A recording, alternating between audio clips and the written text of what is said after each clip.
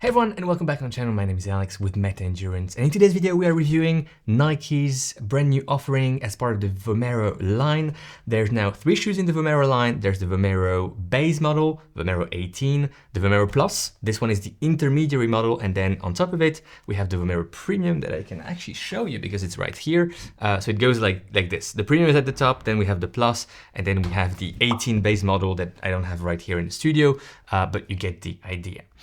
This shoe is also a kind of a replacement to the Invincible 3, or an upgrade to the Invincible 3. It was meant to be the Invincible 4 originally, but it has been moved to the Vomero lineup and the Vomero franchise, and now it's part of it. It's actually an exciting shoe for many reasons, so stay tuned for this review. In terms of specs, we have a 326 grams in my size US 11 EU 45. This is exactly where the Invincible was sitting. Invincible 1 was around 333 grams, if I remember well. The Invincible 3 was a bit lighter at 320-ish grams. So 326 for this shoe. Given the massive stack height, of 45 in the heel, 35 in the forefoot for that 10mm drop, it's actually not that bad. The upper is very plush. There's lots of parts that could be kind of simplified to shave off some weight, but 326 isn't bad for a max cushion daily trainer. I mentioned the stack, the drop, and also the weight. Now, in terms of price point, we're looking at €170, $180, and this shoe is already available when you're watching this review. The upper of the shoe is, like I said, very plush. The tongue is a piece of art. If you like plushness, if you like simple, more refined, straightforward tongues, this is definitely not one for you. Same for the collar, the heel counter, very stout, very plush, very sturdy as well, and overall offering a good fit. I gotta say, for an upgrade to the Invincible 3 that was one of the poorest fits, for me at least, on the market, this is definitely a nice upgrade. And in general, it runs through the size, almost a bit long. You could imagine going half a size down, but I feel like Nike shoes recently have gotten a bit longer, but through the size, it has a decent amount of width in the forefoot, in the midfoot as well.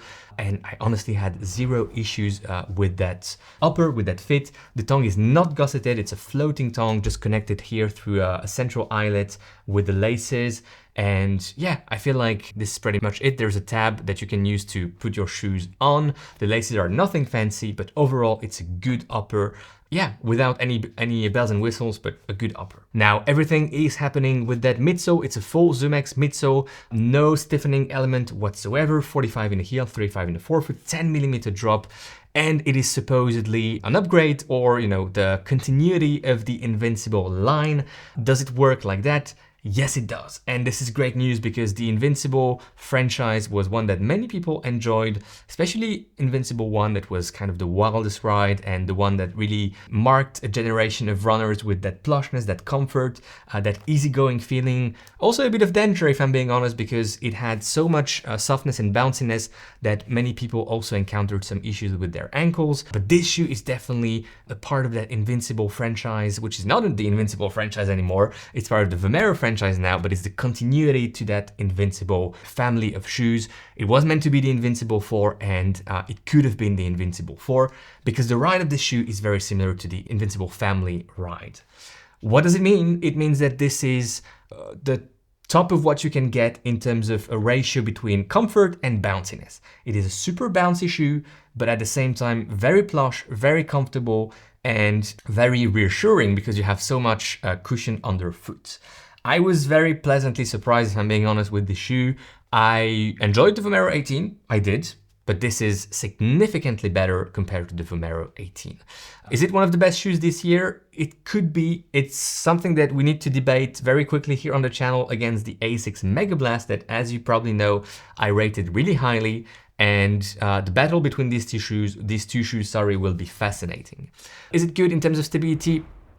So. I think, it's kind of better than what the Invincible offered. The width of the platform is probably a bit more narrow compared to what the Invincible was. Remember, the Invincible was really chunky in the forefoot, in the heel, and fairly generous in the midfoot. Here, the base net width is a bit more narrow. I think there's, no other word than that.